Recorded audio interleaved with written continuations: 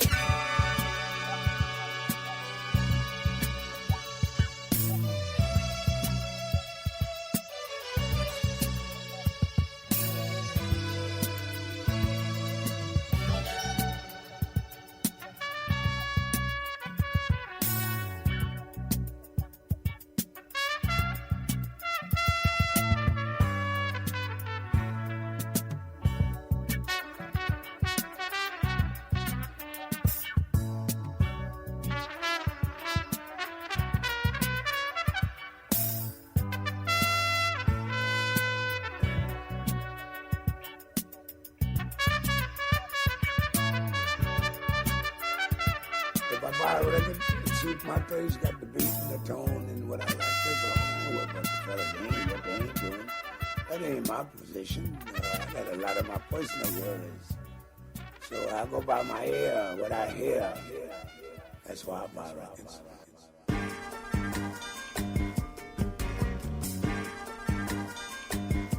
So is there any particular music that you All like? music. I like all music. I like all music that's good. Mad Knox Music.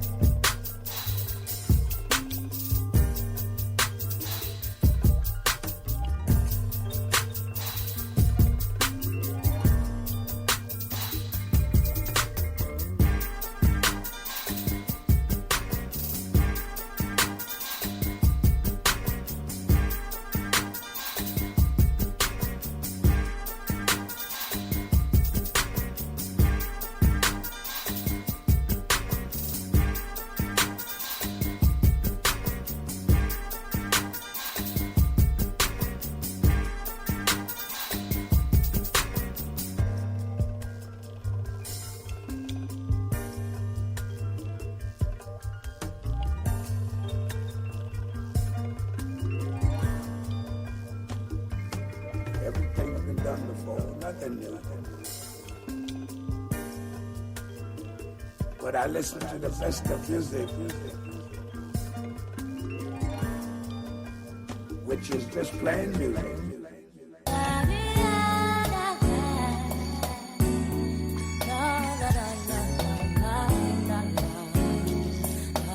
Mad Knox Music.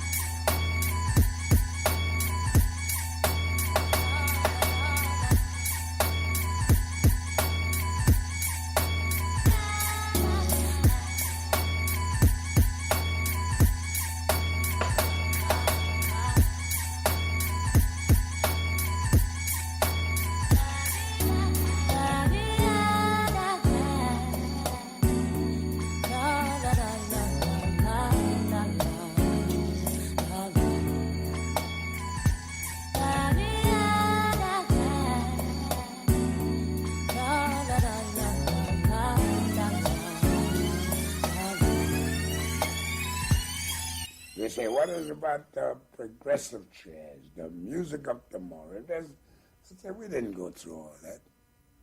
As long as it sounded good, from Buddy Bolin's time up to now.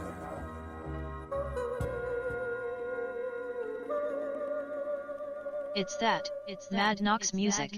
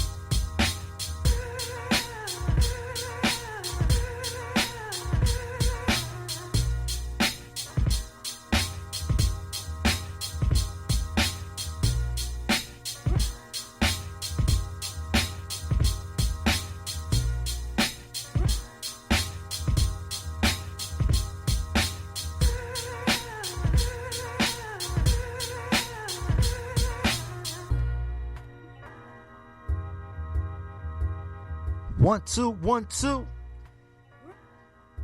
Theory of the Culture Show. Back, baby, on Built for This Network.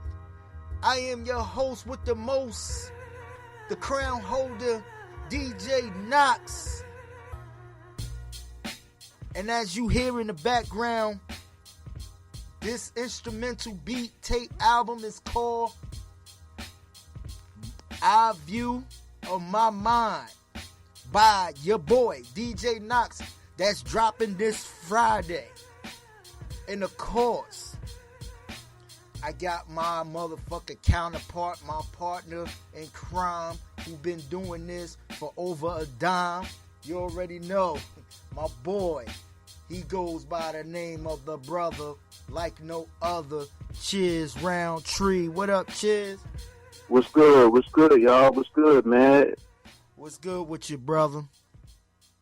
Chilling, man. Another day, man. No doubt, man. Theory of the Culture Show. For those who just now tuning in to Theory of the Culture, we give you our point of views, our thoughts on basic hip-hop culture, what's going on in the entertainment industry. You feel what I'm saying? Anything that involves not just hip-hop, but the community of coffee, color skin people. You feel what I'm saying?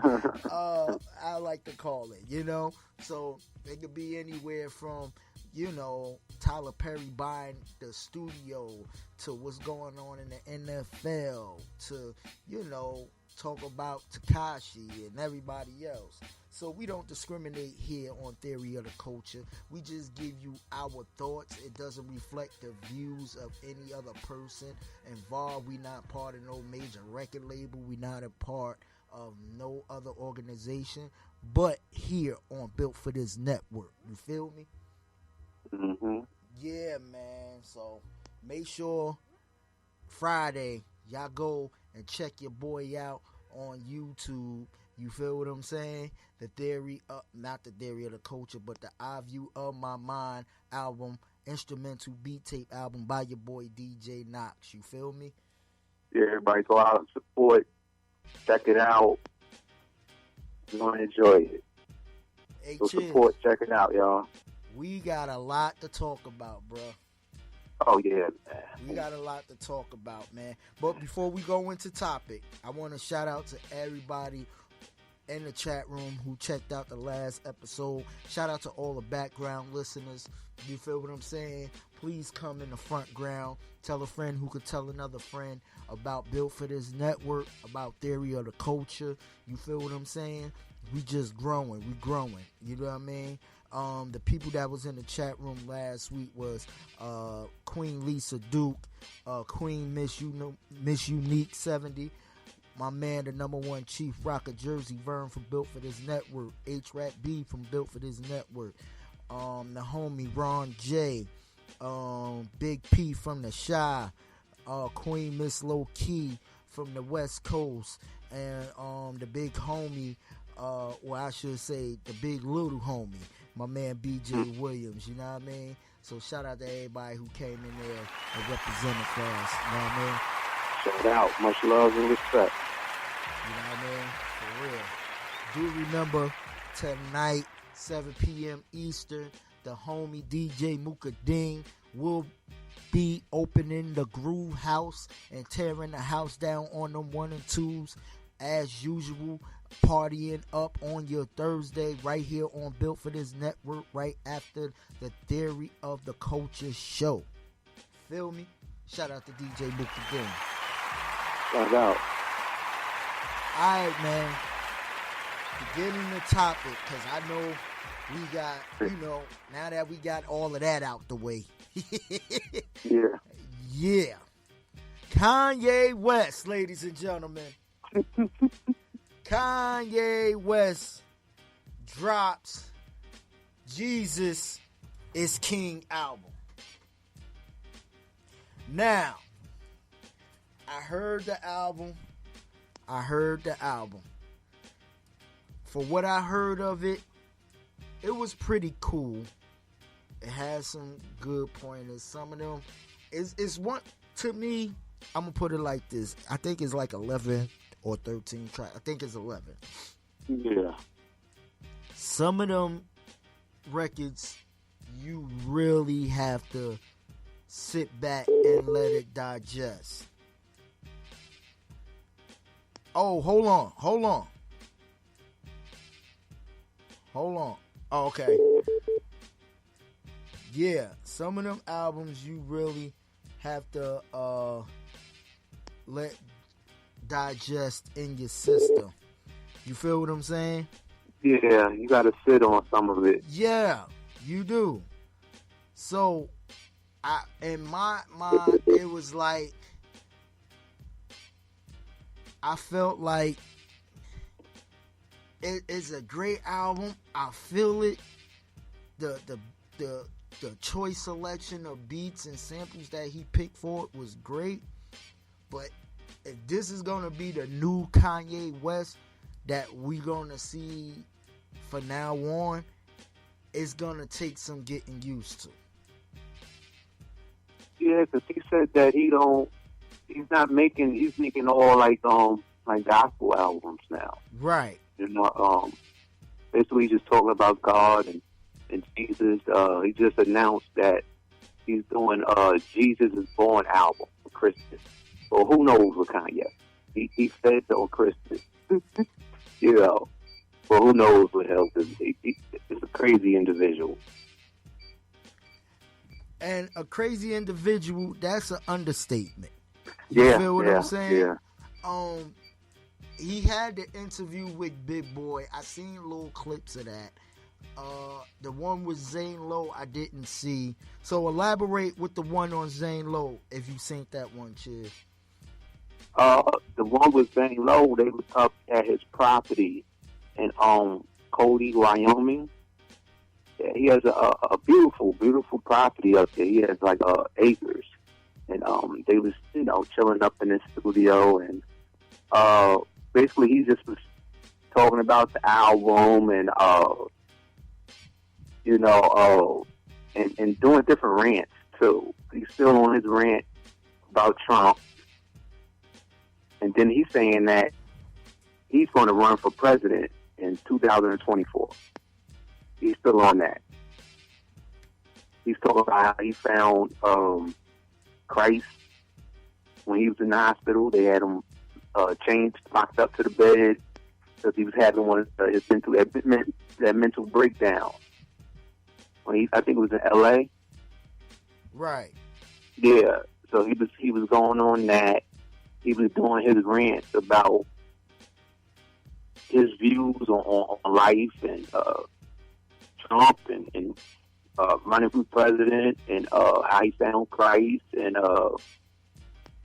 and he was talking a lot about his property too. Like he's into buying up land. That was like one good point I got from it. Because he was like, people need to buy up land. He said people are so focused on buying the latest Gucci or the latest clothes, jewelry. You know, he said, look at me. I don't dress like no rich guy. He said, I'm running a $2 million company. He said, I'm buying up land. And he always referencing like this. He said, look at Disney. He went to Florida and bought up a whole bunch of land. He said, we got to buy up more land. That's one good point I got from him. The rest, it just was like little rants, man. Like, I think he just want to be different. Bottom line, I think he just want to be just like straight different. I don't think like you said, he made the point like Bill Gates and them don't have no Gucci belt. They don't have Louis this that. Like you said, they buy up good stocks and land and doing all this. They invest in. Right. So the point he made on that was definitely great. You feel what I'm saying? Yeah. I just personally think that he just want to be different. I think I seen the clip with Big Boy read one of his lyrics from 10 years ago that he was trying to do the type of music he wanted to do now.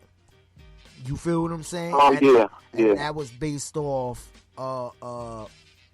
something that I don't know the particular song, but he wrote something in one of them verses that, you know, how he always wanted to do this type of gospel album.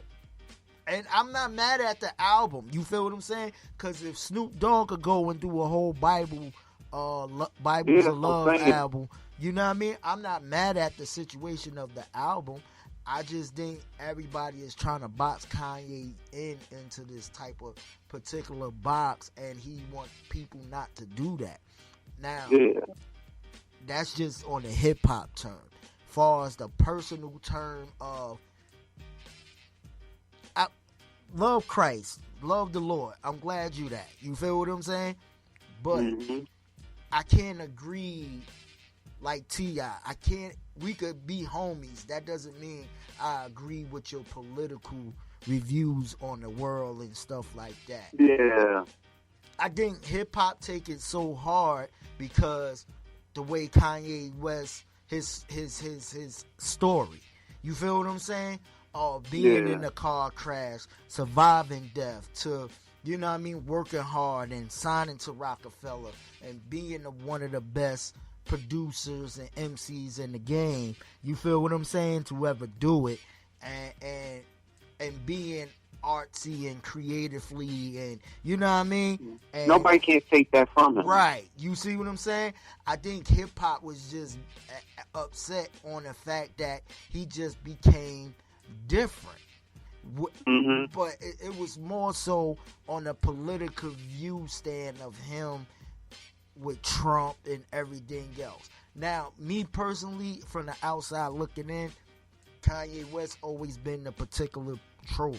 You feel what I'm saying? He loved the troll. Yeah, he's been doing it from the beginning. Right. He loved the controversy. He loved the troll. He loved, you know what I mean? As much as he say he don't love the press, which it could be true, he still do stuff to get in the press. You feel what I'm saying? So it's just like, you know, he's keeping his name relevant without even putting out albums or whatever the case may be. But with the controversy a couple of months later down the line is wreckage. You feel what I'm saying? So does it work for him? Maybe. You know what I mean? I know he's slinging sneakers like they Dre beats out this motherfucker.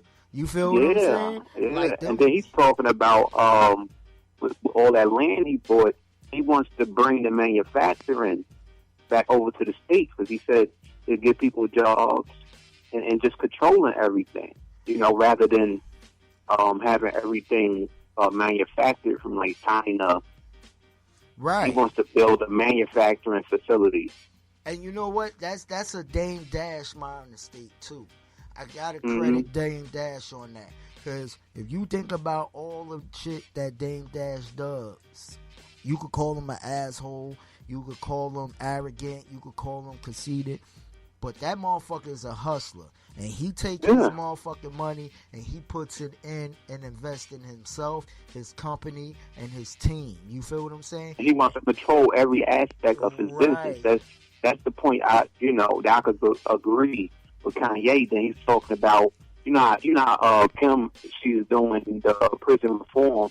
He wants to hire people coming out of prison to work at his manufacturing facility. Right. So, I'm with him on that. Like, that's all positive and that's dope as hell. Like, for a black man to do it in America, Just to make your mark. Just to make your mark in this so-called land of the free. Just to make your mark as a black man, you have to invest in yourself. Just like us brothers here on Built for This Network. Even though we got the Spreaker platform, but we looking, and the frame of mind that we have, when we put our minds together, is to own our own distribution podcast studio and stuff like that. You know what I mean? Like you want to control every aspect of it. You feel what I'm saying? So why can't we get this type of access to knowing how the do embedded in broadbands and all of that stuff, like the YouTubes and Spreakers, and make sure we got this enough. And even with the Facebooks, they got enough broadband to where a lot of people could just tune in, or they pay us monthly fees to stream on their platform to get our shows out. Why we can't do that? You feel what I'm saying? Yeah, we could do the same thing. We can. So that's what us brothers here on Built for This Network is doing. You know what I mean? But overall, I kind of like the Jesus is King album. You feel what I'm saying? I thought it was decent, and I really liked the one with the clips and Kenny G. Yeah, that was pretty dope. That was dope. I think too. Excuse me. His rollouts is very special. I think Kanye's rollouts is very special.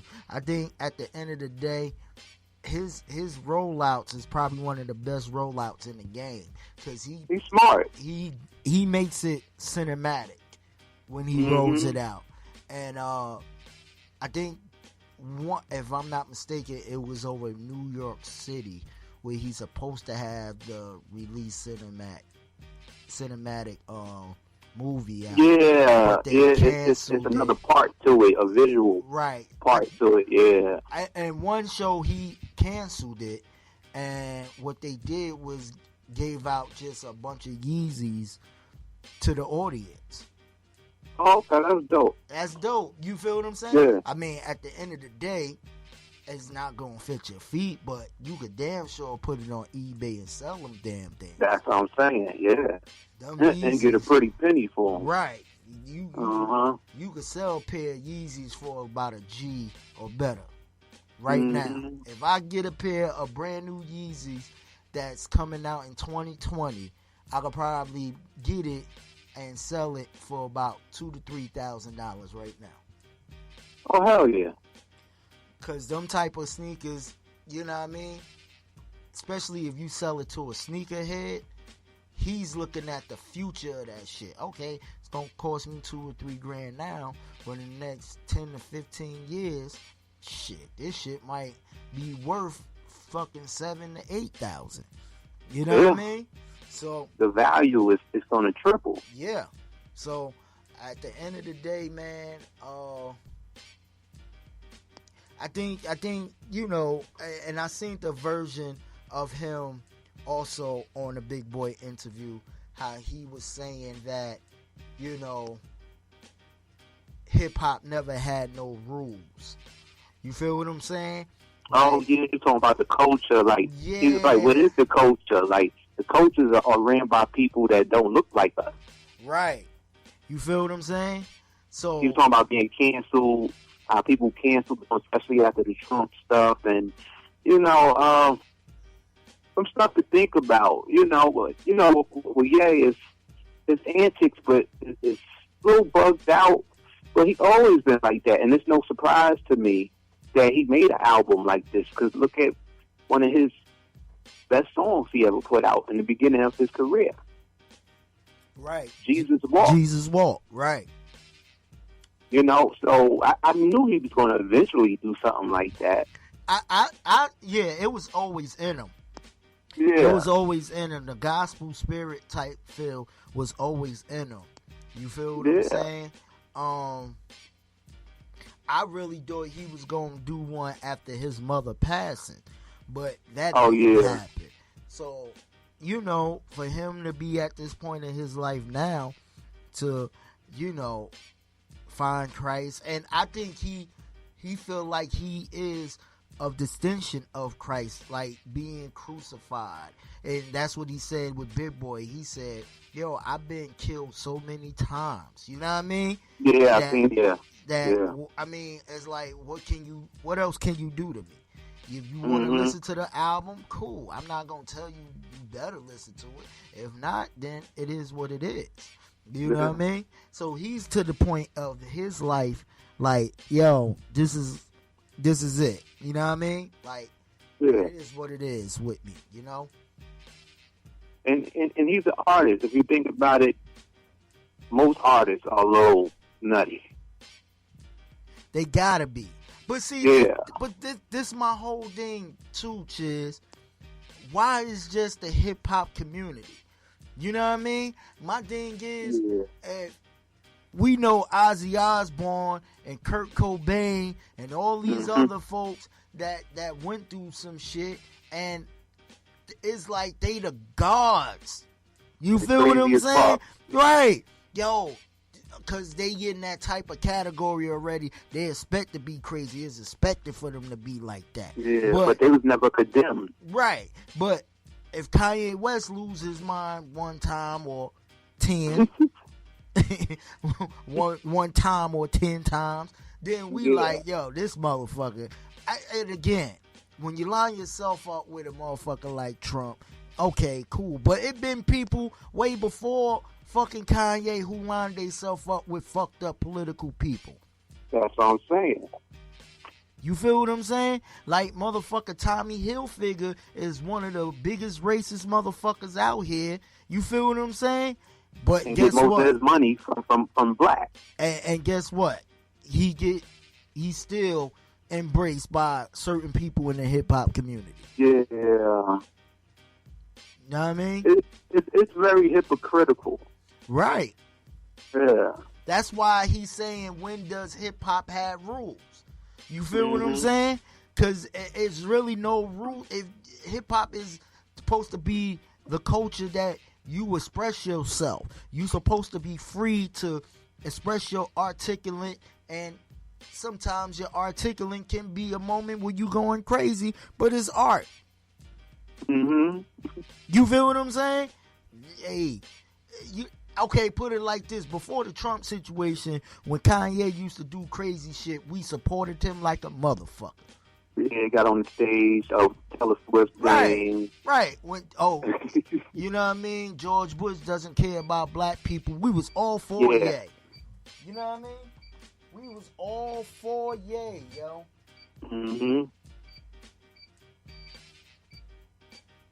Yeah, you're right. And that's my thing. We was all for him. Ye. Somebody said what we was always fucking thinking. You feel what I'm saying? Yeah. That's what I'm talking about. George Bush don't care about her. Yeah, Beyonce did have one of the best fucking videos. You know what I mean? Everybody was rocking with him then. Right. We fucking with him. That's our nigga there, boy. Kanye he came out with the MAGA hat. It's like, fuck Kanye now. Man, what the fuck Kanye doing? What is he this doing? Nigga's crazy. This nigga done said he's Superman. What the fuck? No, we ain't claiming Kanye. We ain't claiming him. Yeah. We ain't claiming this motherfucker. We talking about his mental illness. But to me, people been doing that. Like you said, look at these artists from different genres. They've been talking about their mental illness and how they act crazy from time to time, and different aspects of that. But nobody never canceled none of them. Exactly, because they always had that culture embracing them. You feel what I'm saying? Yeah. Ozzy Osbourne bit the head off of a fucking bat, and he's still one of the best motherfucking icons there is. That idolized. He could sell out a stadium with fucking 10 to 20,000 people easy. You see what I'm saying? So it's only in the hip hop culture that we really don't support each other like that. Okay, the motherfucker had a crazy ass moment. You know what I mean? Where he fucking with Trump. Okay, T.I. pulled his coat on that. But T.I. ain't never turned his back on him. He just like, hey man, I'ma just leave you in the corner there.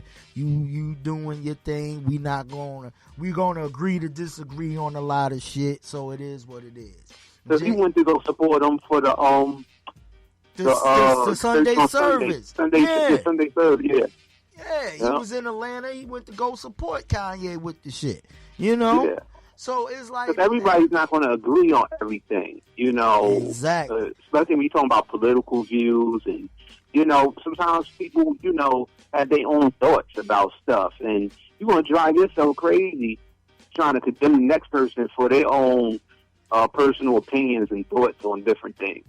Right, and in the sense of how we look at Jay-Z and the whole Roger Goodell in the NFL.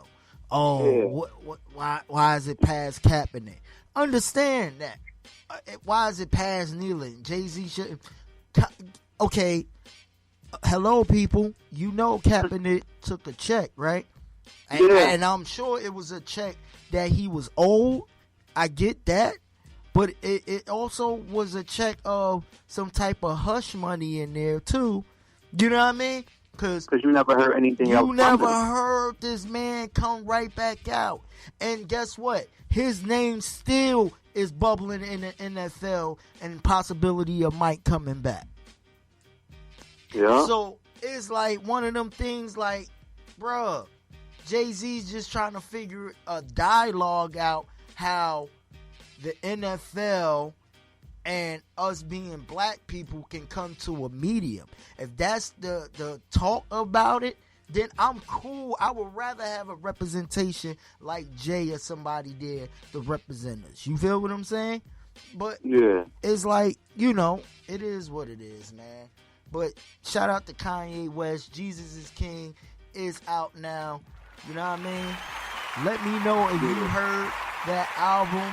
Let me know how you feel about it and everything else. You can also, you know what I mean, give us some dialogue on how you feel about the show so far, what we need to improve on or whatever. I'm all open. Me and Chizz open for suggestions. You know, everybody give y'all opinion. You know? Just go to Built for This Radio Network at gmail.com. Built for This Network Radio. Built for This. I'm sorry. Rewind that, as Chief Rocker said. Built for This Radio Network at gmail.com. Hit us up. Yes. And one more thing about that, and me personally, I think it's just a state like the American thing. Because if you think about it, overseas they don't give a fuck about all that. Like they're not condemning Kanye overseas. It's only in the States, right? They do this, right? Because overseas they love the hip hop shit. They love the hip hop shit we bring overseas. You feel what I'm saying? So in the midst of that, we like I said, we the only culture basically over the states who crucify each other. Again, I might not like your point of views. Hell, for the most part, I probably don't like your music. But I would never crucify you because you out here getting it on a positive level. You feel what I'm saying? Yeah. So that's just my opinion. You feel what I'm saying? Yeah. I feel you on that. Word up. Because I wouldn't want nobody to crucify me for doing my thing. But what you got, what else you got, Chizz Roundtree? Diddy just had the Revolt Summit in LA. Remember did the one in Atlanta. He had the one in LA. A lot of people was there. Some of the panels included people like DJ Mustard, Ice Cube, Fat Joe, Issa Rae, Snoop Dogg, Joe Buttons, Killer Mike, because he ripped it down in Atlanta. So, they had to bring him back. Remy Ma, Ray J, Dan Jones, Vince Staples, and Top Dog and Punch from TDE. They did like a special panel with them. It was Top Dog, Punch, and Snoop. Yeah, and they talked about different stuff about the hip hop culture, from technology, social media. How can up and coming artists get started, and about ownership, empowerment, and a lot of positive stuff. Then Snoop told Punch and Top Dog, he's like, TDE is a better version of Death Row Records. Wow. He said that. Wow. He said it's a better version. I can agree with that. I can agree with that. In many ways, it was a wild moment, but I can see why he's saying that. Mm-hmm. I can see why he's saying that. You know what I mean? Because you got to think about the structure of everything. Like, they got the J-Rocks and the Kendricks, who's like the Dre and Snoop over there. You feel what I'm saying? They got Top Dog, who's like the Suge. You know what I mean? And they got other artists like SZA, Schoolboy Q, and all of them. That's like the DPGs and stuff like that. So I could see that. And at a time where they sound is different, and that's the thing that Death Row brought too. NWA created gangster rap, but I think Death Row elevated. Yeah. You they took it to another level. Right. Kind of like added the colors to the canvas. Right. For it. I think they definitely, and then especially when they was good when they had Snoop, Dre, Lady of Rage, all of them. You know what I mean? Warren G, Dillinger, Corrupt, Nate Dogg. Yeah, man. It was like the dream team. Right. But when Pac came out, that was the icing on the cake. Oh, yeah. That was the icing on the cake. So when Pac came out, that was a whole different level there. You feel what I'm saying? Oh, yeah. Yeah. And then, Pac came out like, fuck East Coast. Like, he just was like all out. Like, he Pac didn't give a fuck. Right. You see what I'm saying? Pac was a rebel like a motherfucker. I think it wasn't, put it like this, I don't think Pac really was dissing East Coast as the coast per se. I think he was just, he had that, because he fucked with people over here. He fucked with Naughty. The Outlaws is from North. You feel what I'm saying? So it ain't. Him and Tretch is like best friends. Right. You feel what I'm saying? So it's like he fucked with people over here, bro. Like Queen Latifah, Rhapsody said Queen Latifah shared stories about her and Pop. You know what I mean? So it's like, bro, he fucked with people over here. I just think he just had a thing to where, East Coast had crowned Biggie the king over here. Yeah, and I think people was getting in his ear too. Definitely. I think it was a lot of side talk that just got manifested into something real ugly. Cause Biggie never said fuck the West Coast and none of that beef. And none of that beef, Biggie never said fuck the West Coast. You know what I mean? He just was on some shit like if you saying East Coast, I think he meant East Coast rappers. Because he was calling out mostly the rappers. Nas, Biggie, Jay, Mobb Deep, you know what I mean? Chino XL, or you feel what I'm saying? I think he was just calling out the East Coast rappers. I think the media and the fans just put the bubble and the batteries in these bats to make it go too far than what it was. You feel what I'm saying? But me personally, I don't think he just meant to be like, yo, fuck East Coast and as the fucking whole coast. No. Yeah, because Snoop was talking about it on, Angie Martinez. She got a new show on We, and salute to her for that. I think she did interviews with Snoop, Ice Cube, Nelly, a lot of different people. But the Snoop Dogg one, Snoop was like Pop got mad at him because Snoop was like, he was cool with Nas and shit like that. So he was like saying like they had an incident, and Nas is just like the most humble guy. He said, but Pop took it like, oh, he's scared, that's why he backed down. And Snoop was like, nah, you see all these motherfuckers Nas had with him. He's like, if he wanted to get a green light, we would have been done. Right. And he said, Pop, stop talking to him. He said that they took a flight back to the West Coast. This was before he died. They took a flight back to the West Coast. They told Snoop, oh, you can't bring your security on the airplane. So Snoop was like, for real? Like, why? Like, they say, nah, just you. So he's like, okay. He went on. He said, I went on the plane. It was nothing but quietness. He said, I went back, got me a blanket. I grabbed a knife.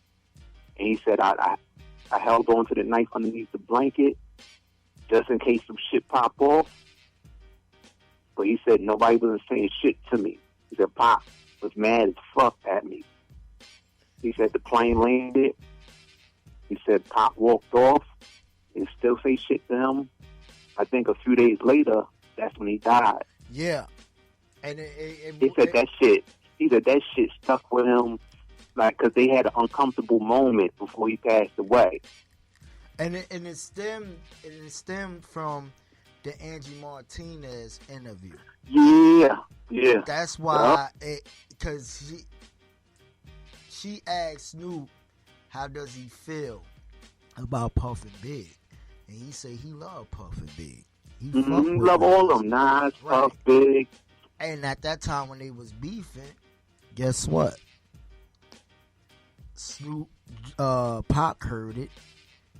You could see this in a Death Row movie as well. Was it the Death Row movie? No, it was the Pac movie. The Pac movie, All Eyes on Me. Yeah. You know what I mean? So, And Angie, she felt bad about it. She felt bad, yeah. Cause she said, I felt real bad about that shit because it felt like she was like, I was in the middle of it. You know, Angie felt like if he wouldn't have asked, she wouldn't have asked that question. Him and Pop would have been cool to this day. You feel what I'm saying? So, like you said, he was just mad as fuck at him, and then he got off the plane as Pop was going to the fight. Pop shoved them all. On some, man, get the fuck out my face type shit. You know what I mean? Wouldn't speak to him at all. Next thing you know, he said that following night, or whatever the case may be, Pop wound up dying. So, he said that shit he still think about that shit to this day. Yep. So it's one of them things, man, where the bottom line of that story is give people their flowers while they can smell it. You feel what I'm saying? Life's too short. Like, everybody not going to agree. People won't bump heads, but it ain't the end of the world. There ain't no sense of sitting there, being mad at a person over something petty. Agree 100%. Yeah. 100%, bro. Yeah. It's just one of them things where you just, like you said, you're not gonna agree all the time. As brothers and sisters, you're gonna have a disagreement. But word to Jay-Z, no one wins when the family feuds. Mm-hmm. You feel what I'm saying? Nobody wins when the family feuds. So at the end of the day, you know, I think we just born with a sense of stubbornness and pride as black people. Mm-hmm. That's what it is. And we just gotta break that type of barrier down and be like, I apologize, I'm sorry, and I love you. You know? Fuck that, man. Life's too short, man. Shit, people dying every day, man. Like, yup. It ain't worth it. It ain't worth it. It ain't, bro. Man, rest in peace to Tupac Shakur. Yeah. You feel what I'm saying? Check out that Untold Story of Hip Hop on the We channel, We TV channel. It's hosted by Power 105 One's Angie Martinez, the voice of legendary. New York. Yes. So, you know, check her out and stuff like that. And then she's like one of the main ones, one of the only ones too that got interviews with Pop, Nas, and Biggie.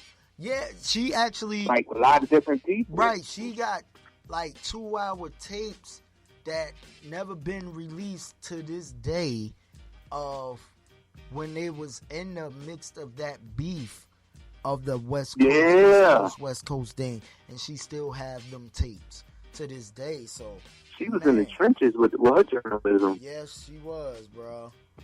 Yes, she I salute her. For sure. Shout out to Miss Angie Martinez. Mm-hmm. Yeah, man, she got stories, man. Yeah, man. She got stories. But yo, before we go to a song, I wanted to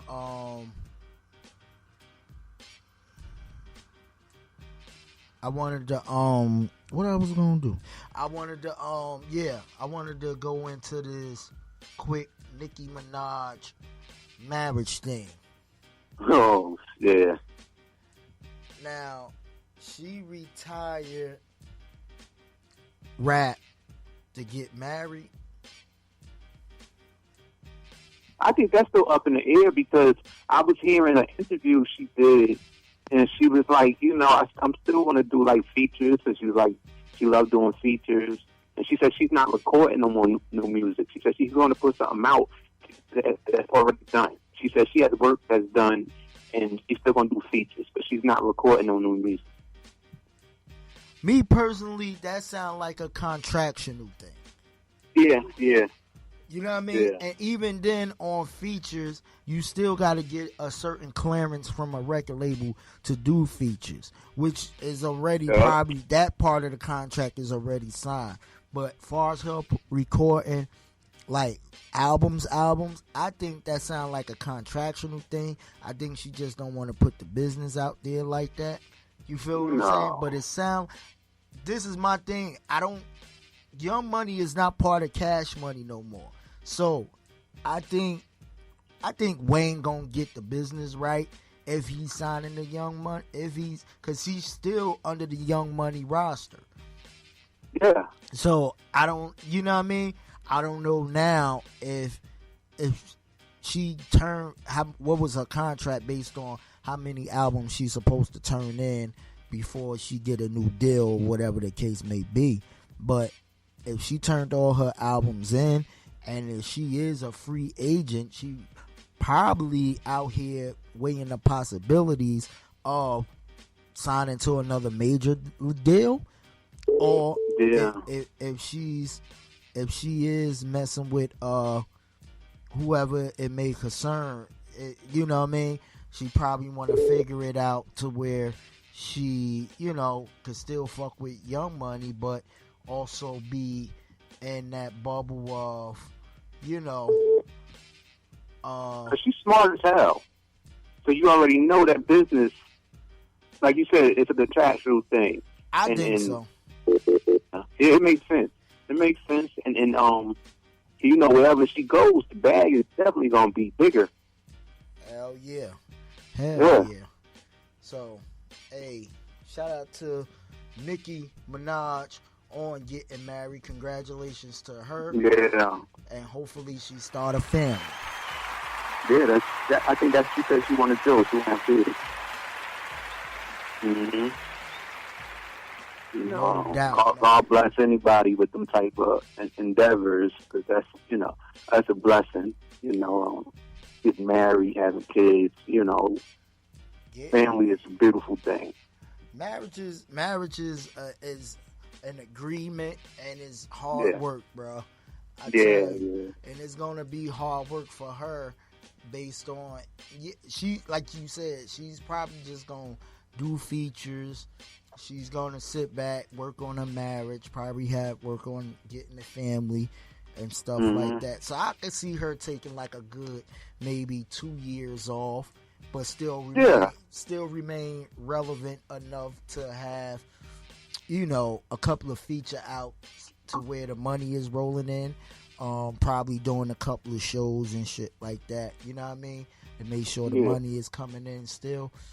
But yeah, man. I mean, marriage, man, is bro. If you think being boyfriend, girlfriend, baby mama, baby father, whatever it is you want to call it, is hard work, marriage is hard, bro. Shit, cause boyfriend, girlfriend, baby mother, baby father, that shit is tough. Right. That, bro. That's just that's like Ali Frazier 1. You know what I mean? When you get married, it's like George Foreman and Frazier in the ring with Ali out this motherfucker. So it's a whole different ball game, bro. It's a whole different ball game, man. You feel what I'm saying? So, man, but marriage is also blissful and beautiful. You know what I mean?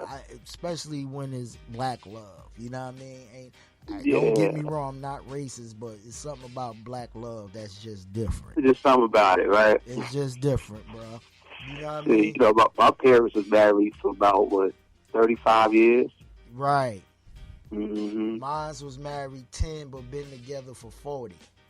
Wow, yeah. For about 35, 40, yeah. So it's like, and then when you see your grandparents who was married 50 plus and stuff like that, and then, I even go as far as looking at like the greats of like Ozzy and Ruby Davis, who, you know what I mean, is the epiphany of black love, Oh, yeah. So that's just... Yeah, they rocked it out. Man, till the wheels fall off. For real. Yeah, to death do us part. That's what they say, right? The wheels fall off, for real. And they meant that, bro. They meant that. Like, you got to think of the time when they met, bro. They went through the struggle, B. They was in the bubble of the struggle. The whole civil rights movement. You know what I mean? Sitting in the back of the bus, the Jim Crow all that crazy era, yeah, and just working on their craft of acting, and you know what I mean? And trying. So you could imagine that shit had to put some type of strain, bro, on their like a relationship, on their marriage. That shit had to be tough than a motherfucker, bro. And they still was together, bro. The shrimp. Up. Man, rest in peace and shout out to Ozzy and Ruby Davis, man. Salute to the legends. For real. Mm-hmm. Yo, what we gonna do is take a small, quick break, probably a song or two or maybe 3, and we'll be right back to hit you in the head with some more theory of the culture right here on Built for This Network. Understand what it is, baby. You are now tuned in to your number 1 radio station. Built for This Network.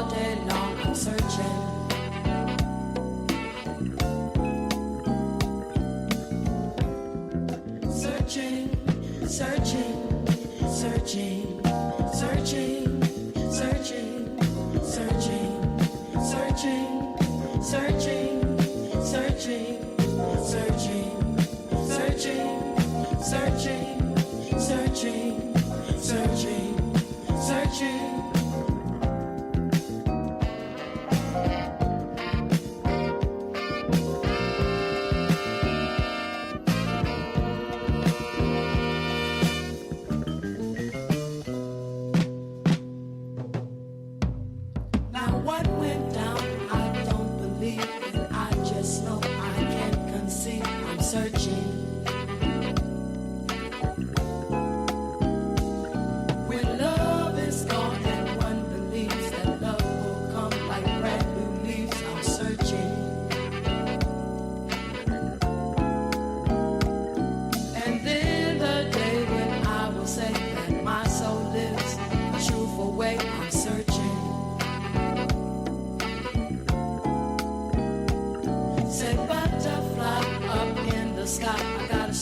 say that I'll tell you why I'm searching. You see, my friend, I need someone who feels and needs the same as I'm searching.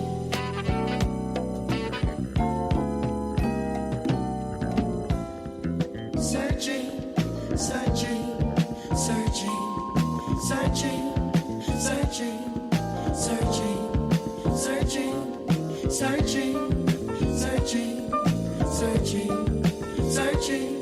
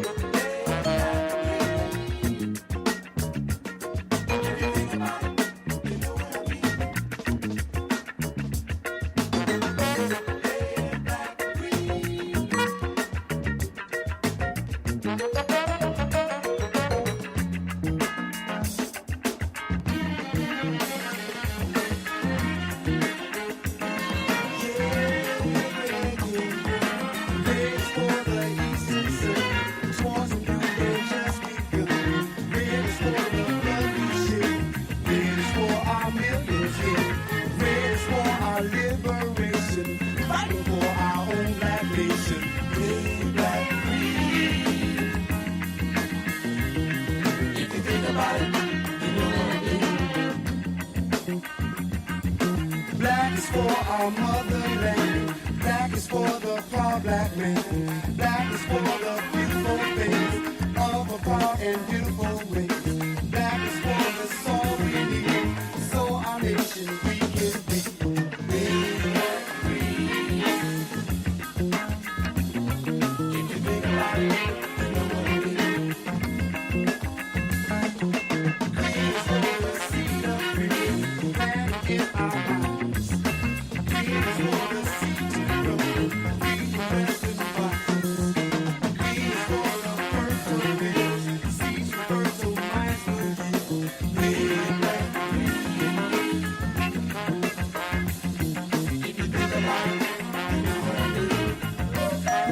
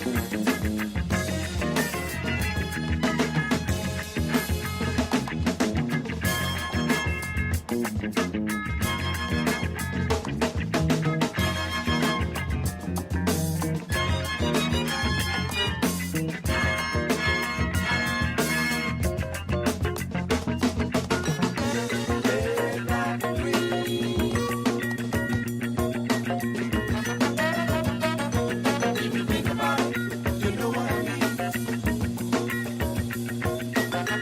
Yes, sir. Your boys is back. Chizz Roundtree. Yes, DJ sir. Mad Knox, the crown holder. Theory of the Cultures show. Built for this network. Giving you them topics. Giving you them hot topics. Them hot thoughts. You already know what it is. Chizz Roundtree. My brother, it's your time to shine real quick. Tell me what's going on real quick. Hey, man. Our boy Flavor Flav, man, the legend, still out here making babies at 50 years old. Flavor Flav still dropping them motherfuckers, shooting the club up, boy. Yeah. That motherfucker, the hip-hop Ron Isley, bro. I swear to God he is. He's the hip-hop Ron Isley, bro. 60 years old and got a 3-month-old baby, bro. 3 months, yep. He took the paternity test and everything. Yeah. It's his. He's the father. He's the pappy. He's the motherfucking pappy. And we got about, 10 to 12 kids already? Yeah, yo, Flav in that motherfucking double-digit mark, bro. Yeah, because his daughter is on, the Growing Up Hip Hop Right, show I in seen New York. Yeah. Yeah, his daughter's on there. Yeah, I seen it. Yeah. Mm-hmm. Wow. And she crazy as hell. Yeah, she like him. She crazy She might as not hell. look like him, but mentally she like him. Yeah, because she said she into like polygamy and all types of shit. She like girls and Oh, she all a types freak. of shit. She a freak. Yeah, yeah. She's just a straight freak. She's a straight freak. Holla Mhm. at your girl, bruh. Hey, Yeah. man. She one of them type of girls that fit in the hip hop scene well. Far as, hey man, we gonna fuck this rapper bitch, and I'm gonna get that dick in that pussy. Fuck that. I ain't mad at it. Man, Flavor Flav, man. I guess you gotta pay for child support. Damn. He gonna have to triple book them shows. Bruh, he gotta call Chuck D and booking these shits. Yeah. And then him and Chuck D not even on really good terms. Yeah, that's what I'm saying. Do Chuck D still own that 911 record? The last thing I heard about it, Chuck D was suing for his royalties and shit for publishing. That's the last thing I heard about that. Like, he's still going through like the legal process of that. Wow. Damn. I think this is the time, brother, where you gotta, hey Chuck, man. You know. Yeah. I'm sorry, my brother. With a 3-month-old, man. I'm sorry, brother. Diapers is expensive. You know. That Similac, that shit, what that shit about? $60, $70 a can? Yeah, man. It's hard out here, bro. Yeah. I would talk to Chuck like motherfucking Bernie Mac told Samuel L. Jackson. We can get on the road and do this shit again, man. Mm-hmm. You know what I mean? Come on, man. Let's get back on the road. Put this shit together one more time. Yeah, because Chuck D still touring overseas and everything. Chuck getting no bags. He might. Listen, Chuck. I'm sorry, brother. You know, you could put me on one of them, like a good 5 or 6 of them shows. You know, I could be out your head. He's touring with Wu-Tang, with who else? B Real and whole bunch of people. They doing the overseas tour. Damn. Mm-hmm. Shout out to motherfucking Flavor Flav still shooting the club up with no comment. Yeah. He's been a wild boy. 60 years old.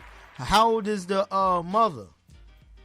I think she like in her late 30s. Oh, so the girl young enough to be his daughter. Yeah, exactly. Wow. And that chick knew what the fuck she was doing too. She thinking, oh, I could get married I could have this nigga baby, put him on child support and I'll be good. Yeah, okay. Yeah, okay. I mean, Flav ain't gonna put himself in the jam, but man, come on now. You straight up on some sugar daddy shit and wind up having a fucking baby, man. Mm-hmm. And Flav should be ashamed of his damn self fucking with them young girls like that. You know what I mean? That could be your daughter or your granddaughter, bro. Man. He think he the black Hugh Hefner out this motherfucker, bro. Come on, man. Come on, Flav. Yeah. I mean, hey, Flav, man, listen. I could be ragging you, but I ain't gonna drag you that much, cause hell, Ron Isley, 90 years old and still getting young pussy. So shout out to you. Yeah. His soldiers are still working. They still working, fully functional. Shout out to y'all, man. You know, still getting their rocks off. Hey, shit. Man. Shout out to y'all, brothers. I mean, shit. Man, listen. After my motherfucking fourth son came, or my fourth child came, I said, fuck this, bro. I had the good old insurance card. Gotta get it done, Doc. Gotta get it done. You know what I mean? And I'm one thing, okay, if you don't know about Knox, is I have a phobia of needles. You know what I mean? I hate needles. That's why I don't get no tattoos. You know what I mean? I barely go to the doctor. If I go, I hate getting Only time I know I have to stomach a needle if I gotta take a blood test or do my physicals and stuff like that. You feel what I'm saying? But I hate needles. So, but in this case, when I had my 4th child, bro, I was like, man, listen. You know, of course, I did my research on the vasectomy and stuff, but when I got the consultation from the doctor, boy, I went right to Hackensack, New Jersey University, brother. 20 minutes, snip, snap. Bing, bing. You know what I mean? Get it done. Came out, felt like you could fuck the world. You come out feeling like that, you like, nigga, I feel like, shit, I'm in my 18, 19, 20s and shit. I feel like, you know, but boy, don't do that shit. You know what I mean? And that's because, you know, you still underneath the morphine and shit like that. You know what I mean? Yeah. But brother, when that second day, when that morphine wear off, Lord Jesus, man, oh, you going through a little pain. Little, shit. They give you this motherfucking ice pack designed to fit underneath your balls. Okay, oh, shit. So you're standing there in a position, whether you're laying in your bed, you either got the motherfucker, your legs open like you finna to have a baby and shit. You know what I mean? Grown ass man, and you trying to motherfucking jock strap the fucking ice underneath your balls. Oh man, and that's just uncomfortable as hell, bruh. Just a pain, and you got some cold ass ice, bruh. Come on, you like this some bullshit, bruh. That was the worst. Yo, that pain lasts me for about a good, I say, 16 hours, bro. No lie. And they give you no Percocets or nothing? They give, if you need pills, they give you like a good 5 or 6 of them.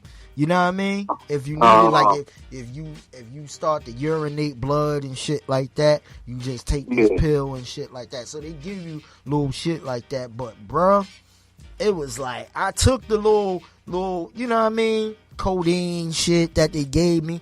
Man, and the codeine shit is like 40 milligrams. That ain't about shit. Oh, yeah. You know what I mean? If you gonna get a nigga fucked up, give me some 600s. You know what I mean? Yeah. Give me some Give me the strongest shit you got. Give me some 500-600 on this motherfucker. You know, yeah. You giving me a punk ass 40, so you want me to feel this motherfucker. You feel what I'm saying? Yeah. Let me sleep this shit the fuck off so this shit heal up. Bruh, I was so uncomfortable, bruh. My wife was trying to help me and shit. I'm like, bitch, don't touch me. Don't touch me, bitch. You the reason why I'm in this motherfucker. You know? Bad as hell, right? I'm blaming everything on her. Your poor fucking ass all being all fertile and shit. You the reason why I'm getting this motherfucker. You know what I mean? So it's like one of them things like, yo, it's crazy, bro. But man, shout out to motherfucking Flavor Flav, bro. Yeah, man. Shout out to Flavor Flav and Ron Still knocking Isley. them down. Still knocking them down. For real. Yo, I want to get into this topic here. The Breakfast Club, Angela Yee, DJ Envy, Charlamagne the God, they had like a little dispute because Charlamagne interviewed Gucci Mane, Florida rapper and stuff like that, and Gucci was blaming the Breakfast Club, in particular, or 105.1, that, you know, he got banned because of, you know, I think Angela Yee wanted to sleep with him. And it was a conversation. It was an earlier interview. I think I seen it. It was like from like early 2000s. Right. And it was at some radio station, and it was like it came to the point where he was like, "Oh, you could take it." He's like, "Yeah, you know, us Asian women, we got deep. We deep. We could take anything." And she said it clear as day. And they was like going back and forth. Right. But now she trying to like deny it, but the proof is out there. Then he was like, she was hitting him up on the comeback. She wanted to see what he was talking about, I guess. See, I didn't get that type of source. Go ahead, elaborate, brother. Yeah, yup. She was he said she was hitting him up, and she's saying, "Oh, that's not true." But the interview is out there for anybody to watch. Yo. She was throwing him signals. Okay, so I'm watching that interview when we done with this show, for the record. She was throwing him signals. And do me a favor, brother. Matter of fact, send me that link. Oh, okay. Send me that link. I got you. Yep. It was an earlier interview, about early 2000s. So she was like, her shit deep, and she could take it. Yeah, that's crazy. So yeah, you know a woman tell you that, you know what it is. Right. So, in the sense of that, they felt like Charlamagne should have, you know what I mean, took up for him because he said he was going to slap Envy and all this other stuff. You know what I mean? So they feel like Charlamagne supposed to take up. So Angela Yee stopped following Charlamagne on Instagram and everything. They felt some type of blocked him. Yeah, she felt some type of way. But my whole thing is, bitch, if you did say that, you said that. It is what it is. But why? My thing is, why are you banning him from coming to the Breakfast Club to promote his product? That's fucked up. She's ashamed of it now. She's, you know, and the truth is out there. Anybody can watch the interview. It's out there. She was throwing it at him. Yeah, that's crazy, bro. That's crazy. You don't tell no man your shit deep and you can take it. What the hell you think that means? And he was messing with his wife then? No, I think this was before his wife. Mm-hmm. Yep. What? This was a Breakfast Club interview? No, I forgot what radio station it was. It had to be Shade 45. I don't know. It was one of them. It was Sirius Satellite FM because she used to work up in Sirius. She said. Yeah, it was one of them. But it's out there. It's on YouTube. Yeah, I got to check she that was out. throwing it at him. You know, now she's trying to deny it, but it's live. And if that was in 2009, I believe. Yeah. Yeah. So you talking? She ain't lying. You talking about 10 years ago? Yeah. She was throwing it to Gucci. Well, you know, Gucci felt like he said some shit newly to Charlamagne, and they now hit Charlamagne counterparts, which is Angela Yee, Envy, feel some type of way like Charlamagne should have been the one to stop Gucci in his tracks and be. They expected loyalty right, from him, for him not even do the interview. If that man is doing an interview on his own platform, why is it y'all business? That's his own platform. He can do whatever he want on his own platform. He not bringing no type of energy surrounding y'all or the company. You feel what I'm saying? He just simply doing his job on his own platform. So if you feel, if just like you got the lip service shit, Angela Yee, if you'd have said something about a secret about Charlamagne on lip service, would you feel like Charlamagne taking this shit out of proportion? You feel what I'm saying? Yeah. Or what? I don't know, man. It's just one of them things where I think Angela just mad she got put out there, and he probably turned that pussy down. And then, you know, it probably was a thing where, you know, in the Breakfast Club or whatever, it was uncomfortable vibes. So now, because she's saying it wasn't never no band to come up on the station and shit, but Gucci never been up there to promote anything since probably like the first time he was married, and I think they had that reality show with his fiance or wife. Yeah. You know what I mean? She said, she was like, he must be on drugs again. and see, that, why you saying that? For what? What's the point? Yeah. And then, you know, Envy rolled with it because he like, this is my coworker, and if she's like, if she's against somebody, I'm against them. So Gucci was like, yo, when I see you, I'm slapping the shit out you. And it ain't your first time getting slapped. But, you know, envy good for blocking people, because, you know, he blocked Safari. Because, you know, he married Erica Mena, and, you know, he was cheating on, that was his mistress. Yeah. Don't get mad at that man, bro. Like, you know what I mean? He wifed her up. Nigga, you mad because you got caught.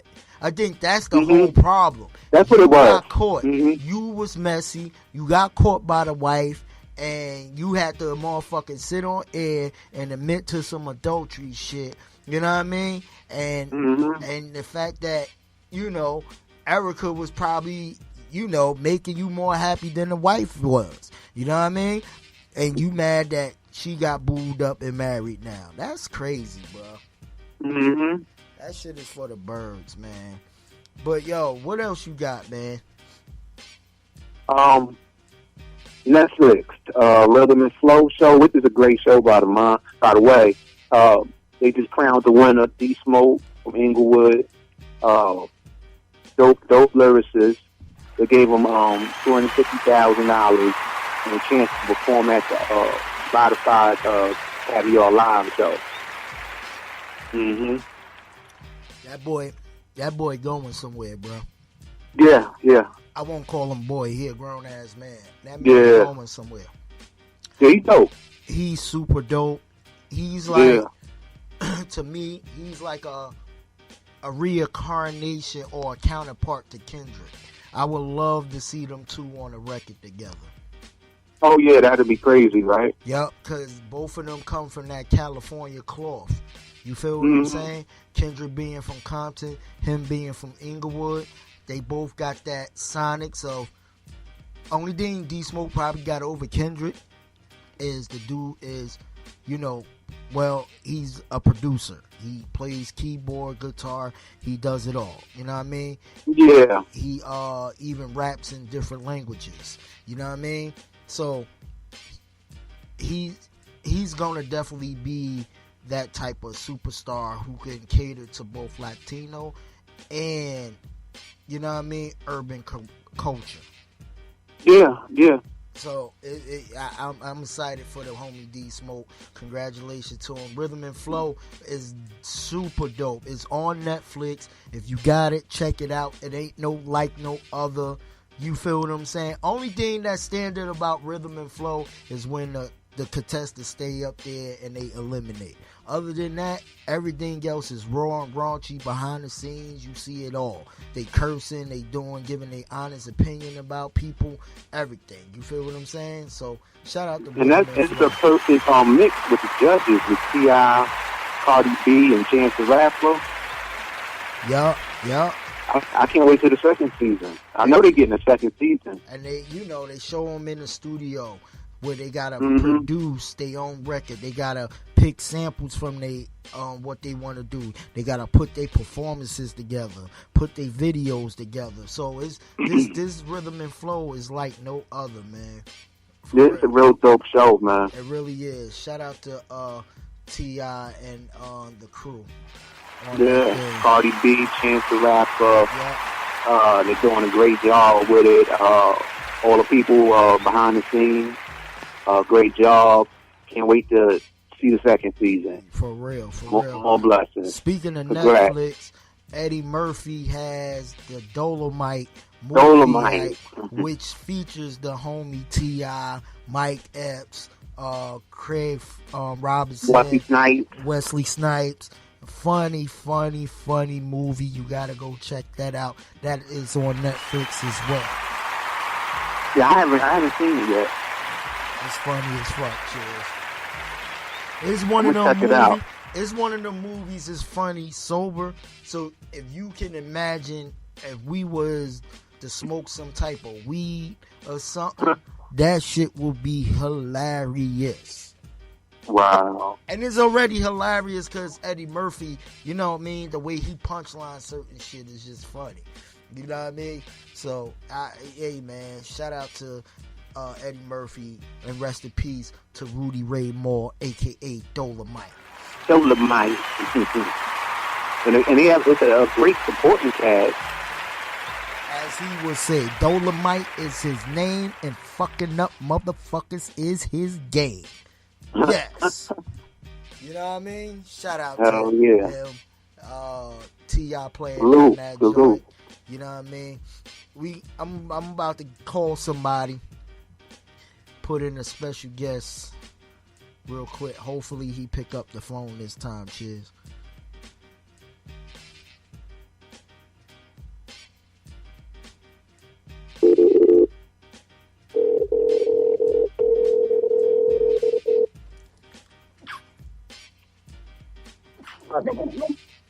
Oh, yeah. Alright, be cool, yo. Yo, what's going on? Yo, what's happening? Woo, I'm sneezing and shit. Yo, you live. Woo. Oh, word. Yeah. Live and on air. I'm sneezing and shit. Up, my bad. God bless you, man. Yo, ladies and gentlemen, if y'all don't know, you will know. This the homie Earl Jones in the building. What up, y'all? What's good? What up, man? What up, kid? Ain't nothing, man. You know, getting ready to clock out of work in a little bit, so the show was right on time. You know what I'm saying? No doubt. We get ready to go into a segment real soon where we want to get your opinion on. But we got, hey Chizz, you got another topic before I go into my last one? Lil Nas X. Old Town Road is officially diamond. Lil Nas X, bro. Old Town Road. Officially diamond. Fastest song in history. He says that. Yo, shout out to him. I think the Billy Ray Cyrus sample had a lot to do with that. Yeah. I think so. Yeah. I think he had a lot, and not only just the sample, but him being in the video, him doing shows with Billy Ray. He kind of relaunched Billy Ray back. You know what I mean? Mm-hmm. He kind of relaunched Billy Ray back into the game of not just, and he cross-promoted Billy Ray Cyrus into the hip-hop culture. Yeah, man, because they brought him out on Summer Jam and everything. You know, the Hip Hop Awards.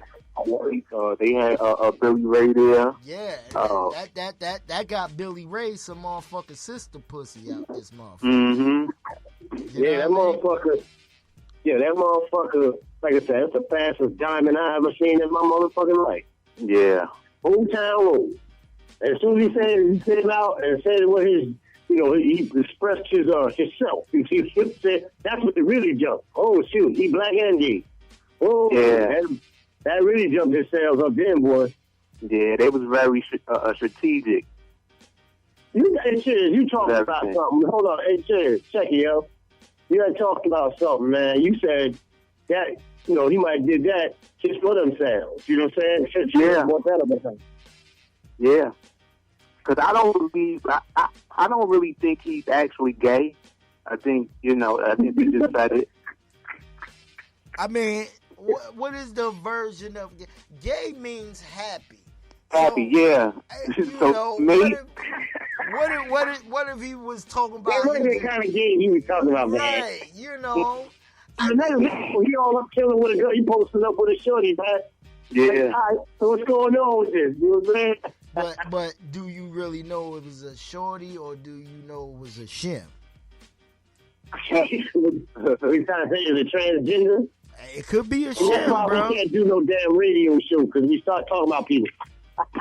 It could be a shim, brother. That's all I'm saying. It could be a shim. Wow. You know what I mean? Oh, hold up, man. I'm still at the jail, so I want to give a big shout out to my man, Tyler Tully, Asbury Flow. He up in here. You know what I'm saying? What up? What's good? The Asbury. Tyler said, what's good, y'all? Straight at Asbury, baby. Chill. What's up? Shout out to Asbury Park, the whole Monmouth County of New Jersey down there.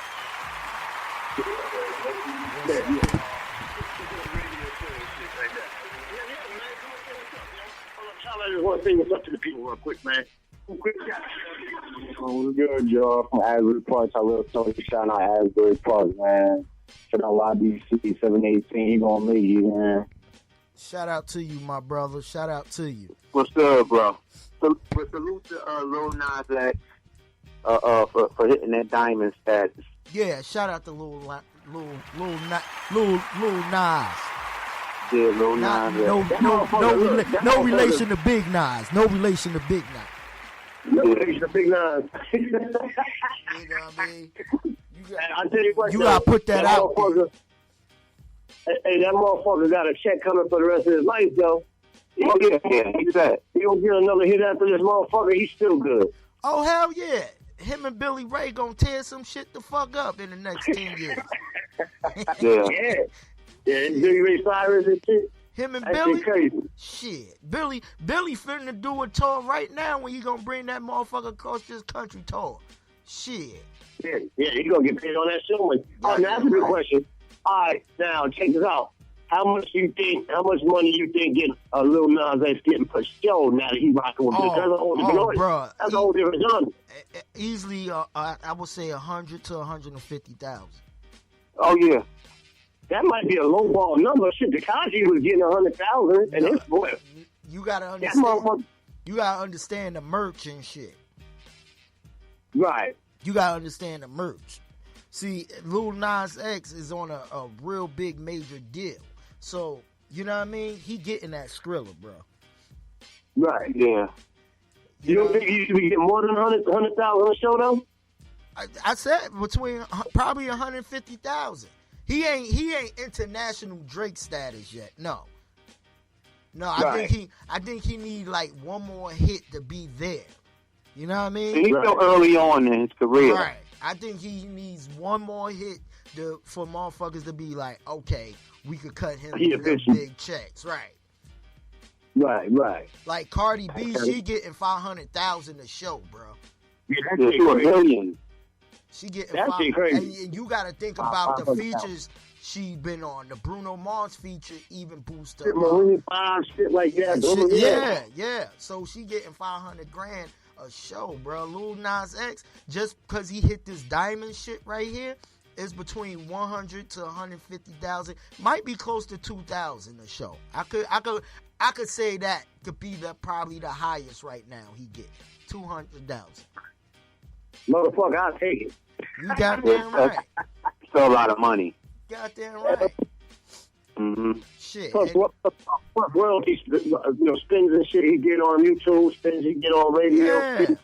Yeah, them publishing checks is like lovely. Publishing checks is lovely. Little merch checks is looking lovely. You know what I mean? And then he could cross-brand his shit between certain markets now, the country market and hip-hop market. Hell yeah, he getting paid, bro. But why he said, he just made a statement saying that he's going to take a break. I'm like, why? Like, you hot. Like, keep on putting out some I don't shit. I don't think he taking a break, bro. They gonna put his ass right back in the studio. That's the break he gonna fucking get. I think the break he gonna get is stop fucking being on the road. You know what I mean? Oh, yeah. After that type of record, you gotta do a follow-up. Yeah. Yeah, because it's so huge. Right. But no, man, check it out. But just remember that motherfucker classic, man, and shit, classic, man. He's still showing off that shit, B. Yeah, Jay And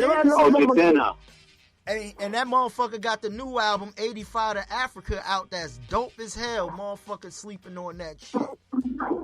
That's because that song was so big, they like, shit, all they want to hear is classic, man, and shit. Yeah. Yeah.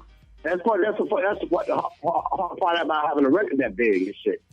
So it's kind of like overshadowing everything. Yeah, probably the rest of that dope ass shit he got. Yeah. No, and I was about to say, my thing is too, is like, it's one of them things like now the pressure is on Lil Nas X to come up with something else. I think that's where he probably do have to take that break basically off the road to really be like, okay, I have to rebuckle down the studio, because I just had his first fucking hit was a crossover hit. You know what I mean? Yeah. That shit never, other than like you said, Classic Man and fucking Nelly, who did crossover shit. who ain't nobody else really came out like that and had a crossover hit. So I think the pressure is on him now to see what else you got, little youngin. Yeah. Because I'm telling you, if that sophomore Jenks kick him in the nuts, he gonna be singing Old Town Road for the rest of his 10 years, bro. Yeah, I got a feeling that's where it's gonna go too. Because that record is just too big. Yeah. It's too big to like really. Because the rest of his shit probably like mediocre shit. Like I heard some of the rest of his shit, and the second song I heard, me and Chizz went in, it was like a trap record. That's the one he kind of lined up in the trap world. For Never Bread or something. Yeah, that shit. Yeah. I was like, that was like a basic trap song. So compared to the shit he got now, I can't see him really. He ain't going diamond again. I'm gonna tell you, he ain't going 2 for 2. Hey, bro. You know. Unless he got a banging ass feature on there, that's the only way. Yeah. My thing is he gotta reach out to somebody like a Uzi Vert or Kodak Black or somebody in that caliber, Drake or somebody in that caliber to be that good single that'll get him on at least 500,000 mark. Yeah, you gonna have to. You don't seem like the kind of artist that can do that shit by himself. Right. Cause you feel me? Like you can just tell. He's not the kind of artist that's gonna take that bull by the horn and be like, I put out 2 or 3 more bangers by myself and it's gonna be a fish. You don't seem like that kind of artist to me. I mean, I could be wrong. No, and doing a track with country is pretty much some cool shit. So we'll see what happens, man. The only time to tell. Yep. But we got like 9 minutes left for the show real quick. I want to get through this list real quick, bro. Well, we probably don't got 9 minutes because after I edit this shit, you motherfuckers, you know what I mean? I got to fuck around and, But now, peep this, yo. It was a list out there that had the 15 most strongest albums with 1 weak song. Oh, damn. Okay, I got the list here, and I want you guys' opinion on the motherfucker. Right. I'm going from 15 down. Number 15, Outkast from the Aquedemy album. I could never pronounce that. Aquedemy. Whatever. Y'all know what the fuck I'm talking about. The track was called Mamacita. Mm. Do you agree or disagree? If you I'm gonna agree with it because it wasn't a standout on the Aquemini album, and that was a classic album. That wasn't a standout, so I agree. Okay, I'm with you on that, Chizz. I remember that song too. Yeah. That's what I'm saying. Y'all gotta go in the ding tank because I don't got none of these songs in my motherfucking laptop. I don't know if y'all familiar with Schoolboy Q, Blank Face. The album, the track was called Big Body. That was number 14. That was a dope ass album, and that wasn't a standout either track. So I agree with that. Okay, I didn't hear that. I didn't hear that thing. So I mean, I gotta pass. Yeah. Okay, let's go. Number 13, DMX from the Flesh of My Flesh album, The Omen, Damien 2. Oh, I agree. I agree. I disagree. You think? You like that track? Yeah. To me, it fitted the picture he was painting with the album because that's a classic album.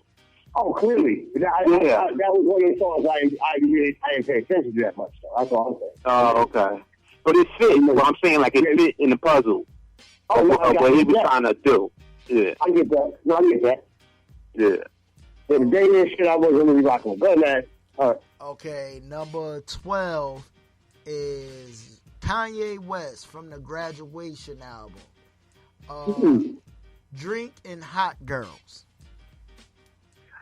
I agree. I agree. Yeah. Graduation was pretty fat other than that. Yep. Yeah, that was a dope album, but that wasn't a standout. It wasn't nothing that really caught your attention like that. So I agree. Yeah, I agree. Yeah. Okay, cool. I like this shit here. I gotta find more of these type of lists. Number 11, our boy Jay-Z, Hove. In My Lifetime is the album. The song was I Know What Girls Like. I kind of liked it that with Little Kim. A lot of people didn't like that. Yeah. I liked that shit. I liked it too. Yeah. They said it was a weak song. No. I liked it. I liked it, man. Got the thing. I didn't agree. Oh, yeah, I liked it. Okay, so it's interesting. Go ahead. Okay. Let's see. Where we at? Number 10. Nas. Number 10 is coming from our boy Nas, from the Life Is Good album, Summer on Smash. I agree. I didn't really care for that. Yeah, I didn't care for that one either. All right. You have to hands down. Summer on Smash was the weakest one on that. Okay. Yeah, I love the Life Is Good album, but they could have done it without that track. For real. Yeah. They could have put like an interlude or something in there. Yeah. Number 9 comes with the Clips, first album of Lord Willing. The song was called Ego. I don't know if I remember. You that shit? Ego, yeah. I agree. I agree. That wasn't a standout. Because that was just when they first shit grinding and all that shit, right? Right. Yeah, I agree. Okay. Yeah. The next one, number 8, is from YG, from his first album, My Crazy Life, Me and My Bitch. I agree. I didn't like that song. Hey, man, I kind of liked it that way.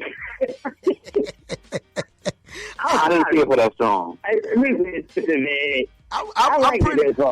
on the fence with it. I like it in some. It all depends on my mood with that one. I think I go by my mood with that one. Yeah, and I'm not a real big YG fan. But you like that song. I kind of like it that.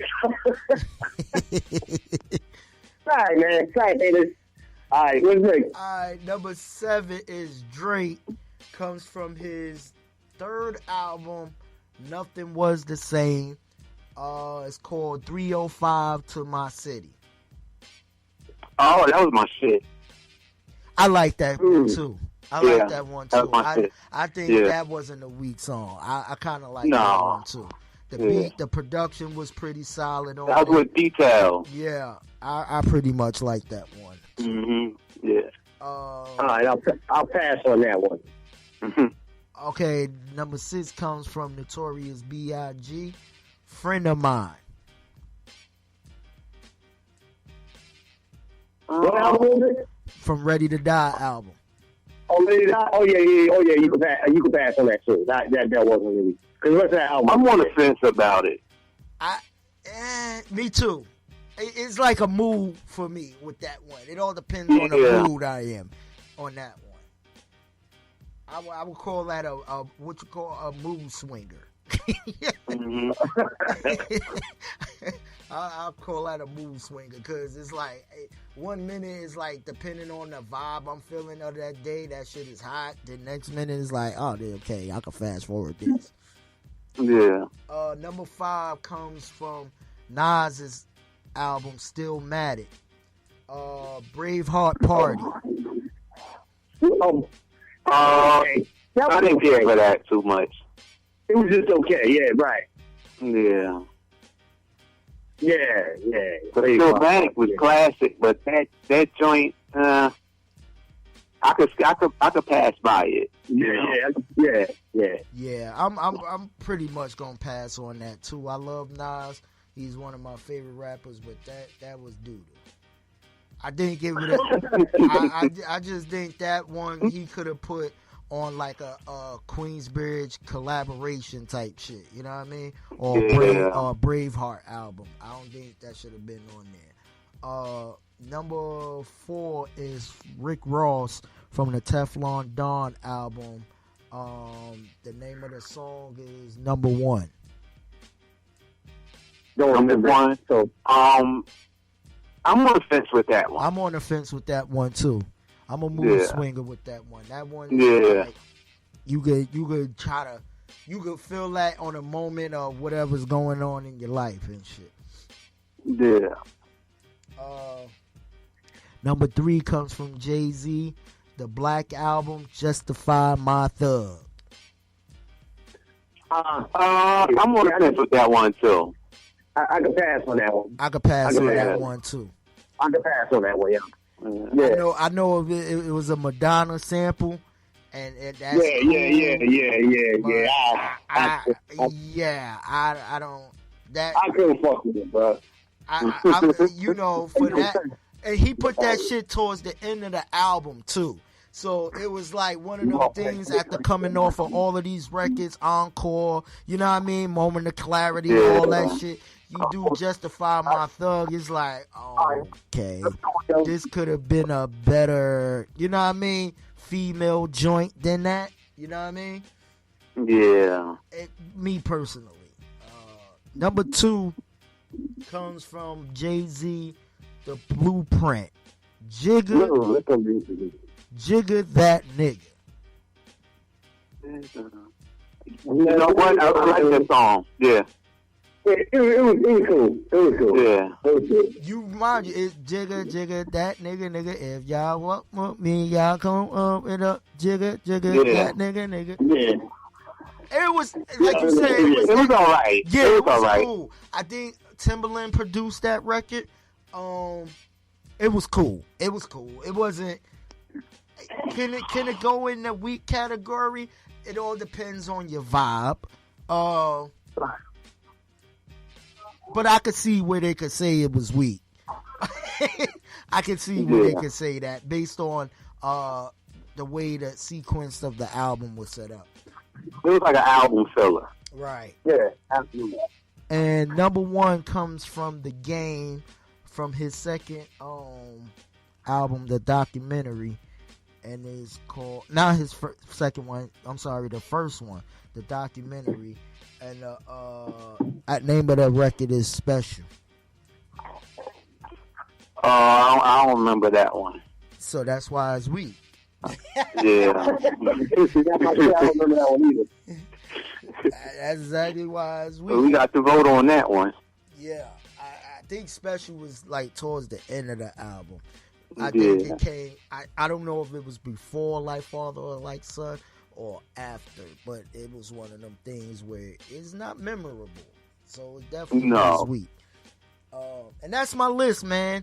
So shout out to the folks on Hip Hop Daily who put that list together, man. Shout out. That was good. Word up, man. This is, man.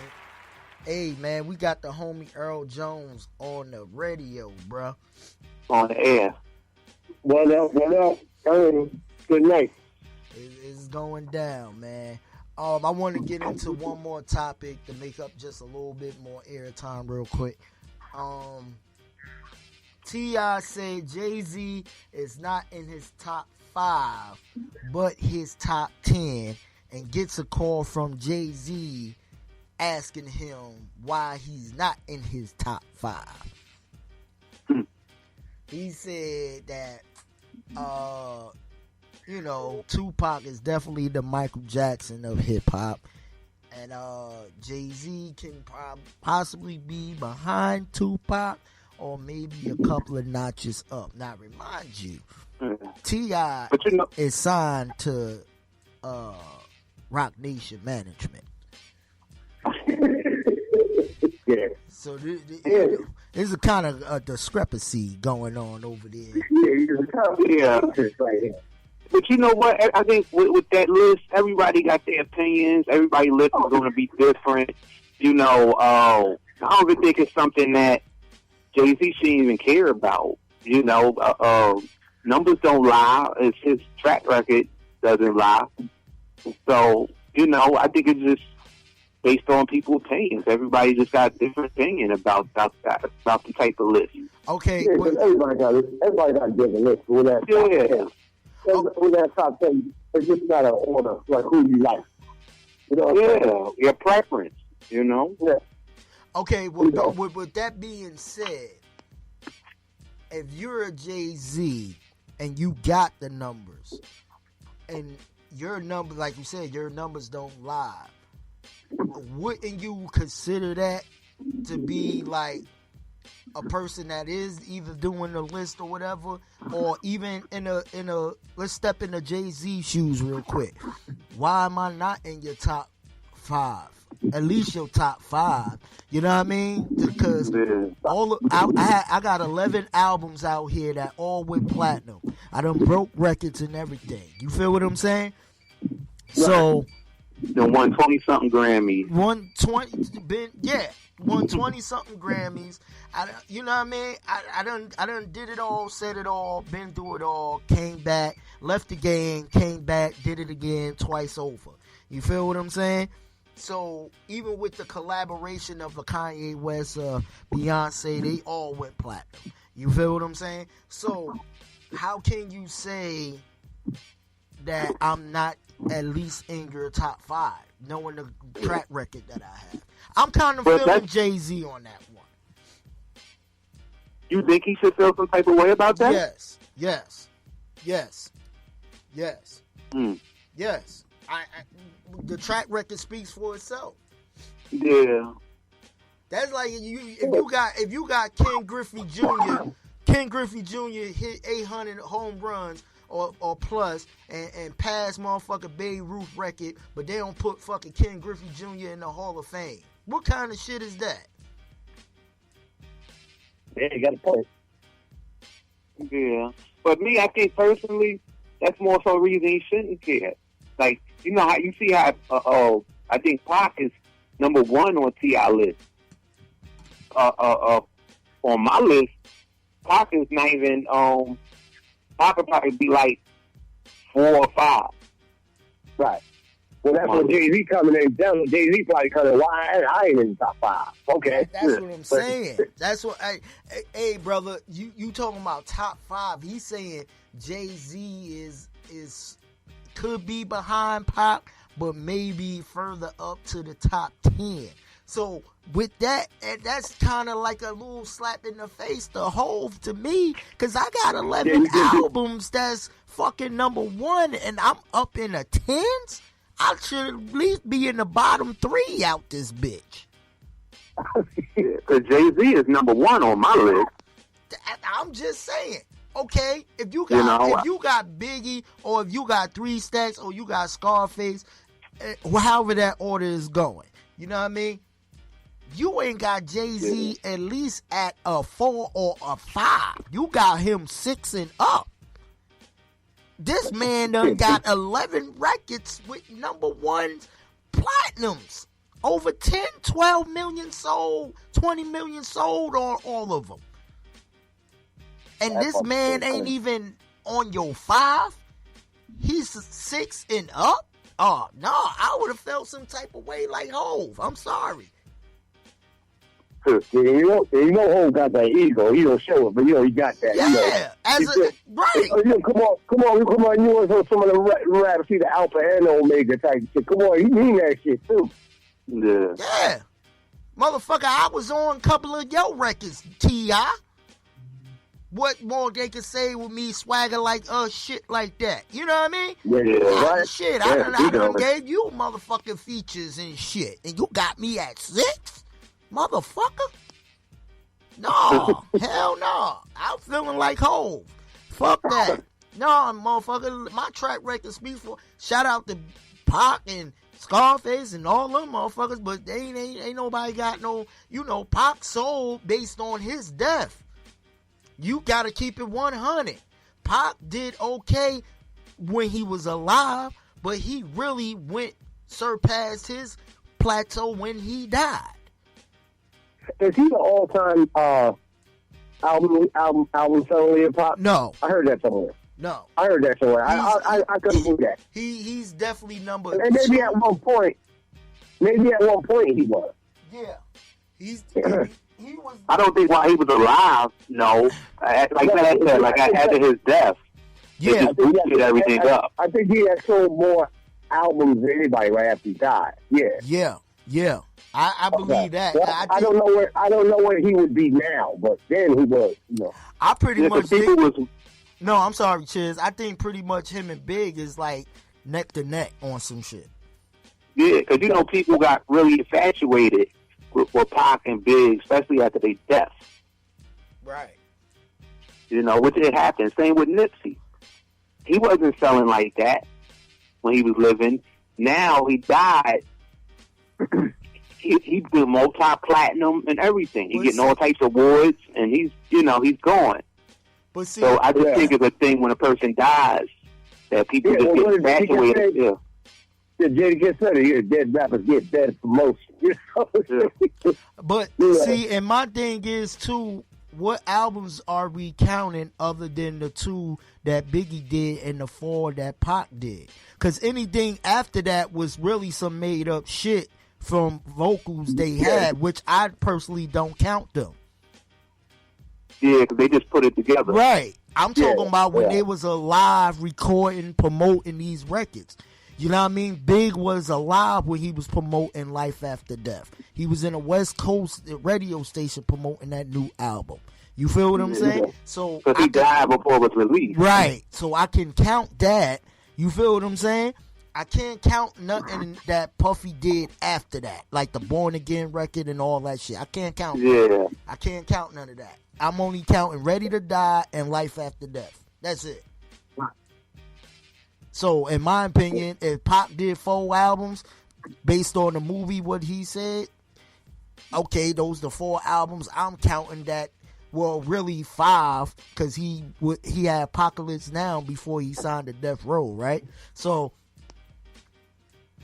yeah, I'm only counting them type of 5 records that he recorded while he was alive. And that's fair. Yeah, that sounds about right, man. That sounds about right.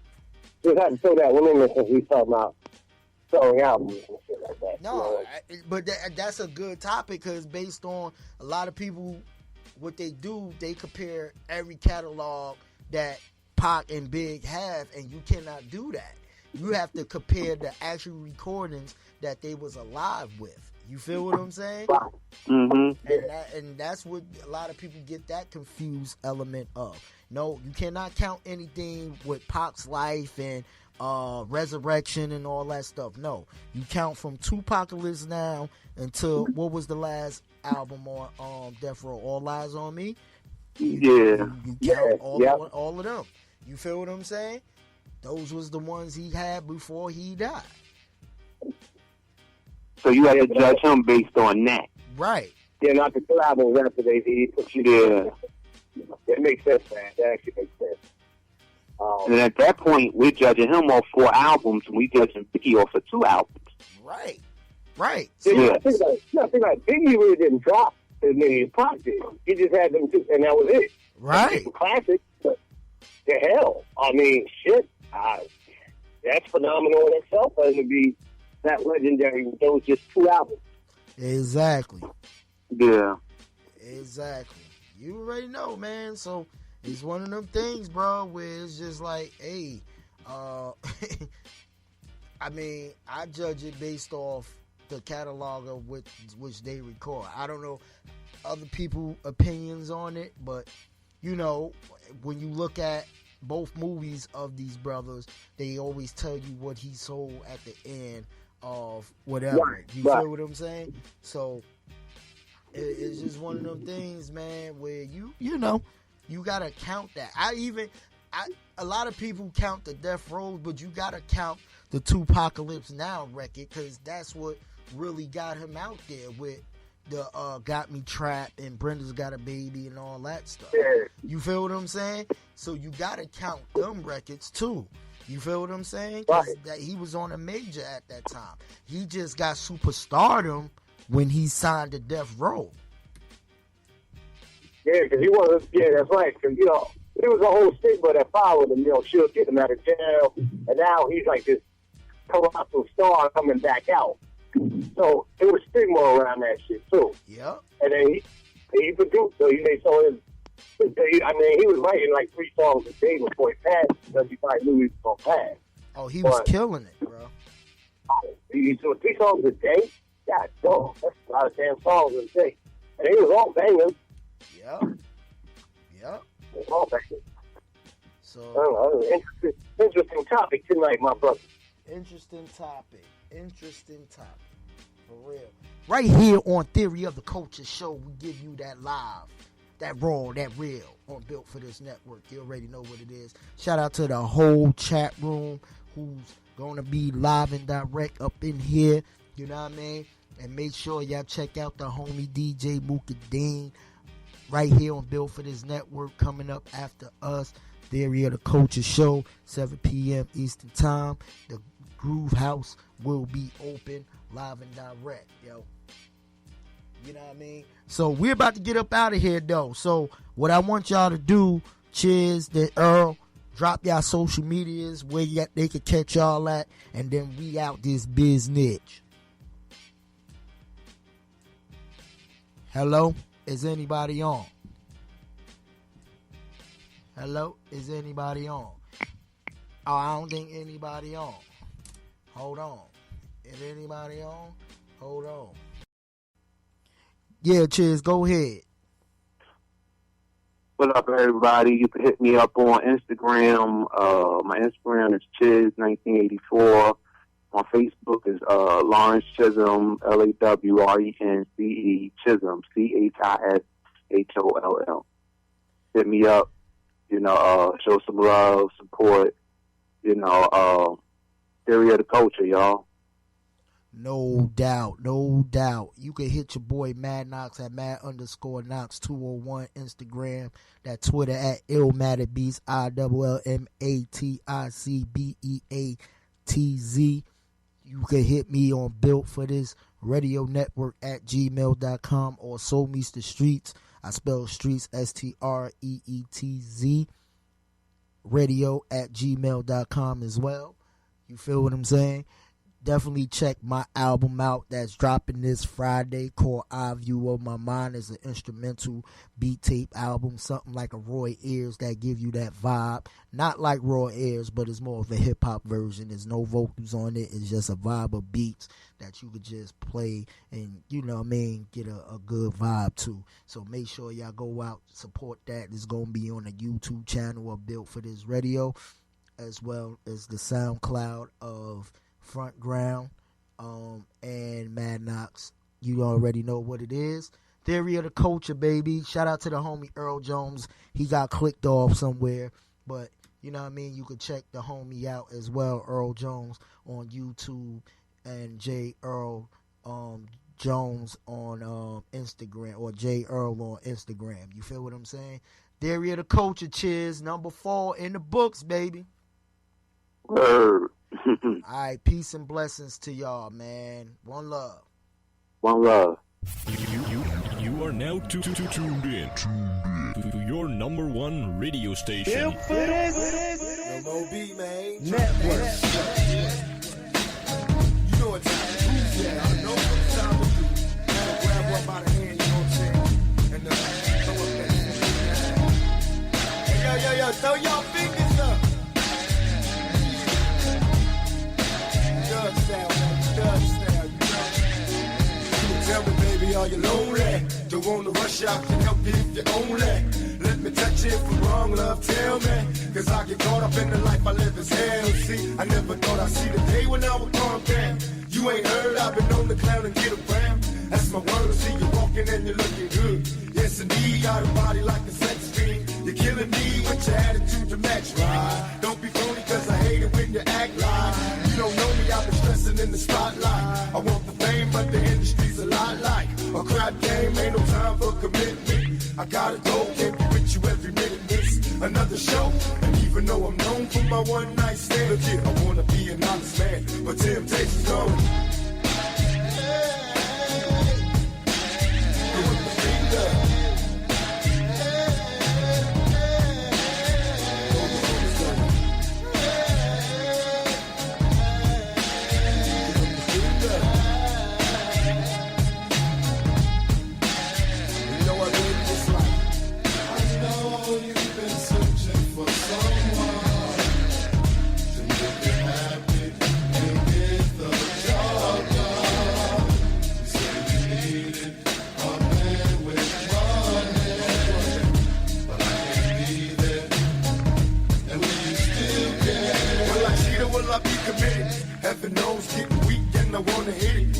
I go in my ride in the morning. Getting high, I can hear the people calling. I'm passing by, everybody knows I'm ballin'. And the God gotta keep myself from falling. But it's hard, all the cuties know I'm under pressure. What do I do? Getting shaky when she put the pressure. Say it's cool, should I stroke or should I wait a while? You decide if you tell me that you don't want it. That's a lie, move closer, let me whisper some dirty words in your ears as I kiss you. On every curve, slow down, baby, don't rush. I like the show, can't hold it any longer. So let it go. Open the gates to your waterfall up in heaven. And don't worry, I let myself hit all of her. Give him the finger.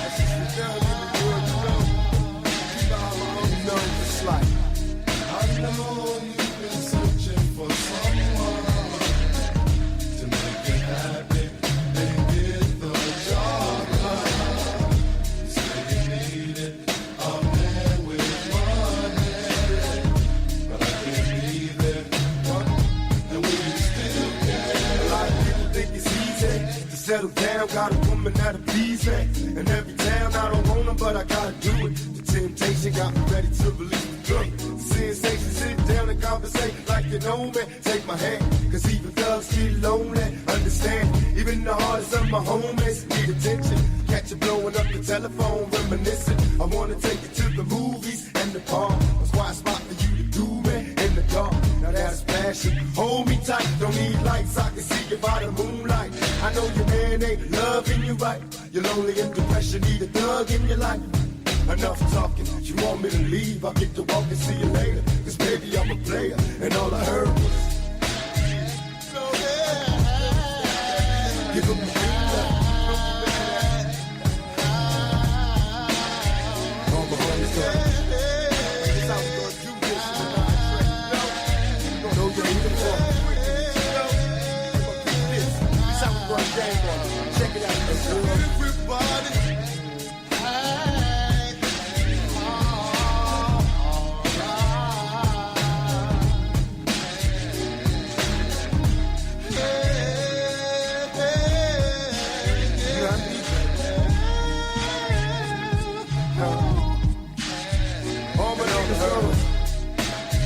Uptown and give them the finger.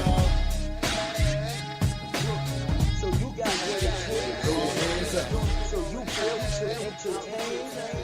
Then come and join us on Built for This Network. We are Built for This Network. For the strong, not the weak.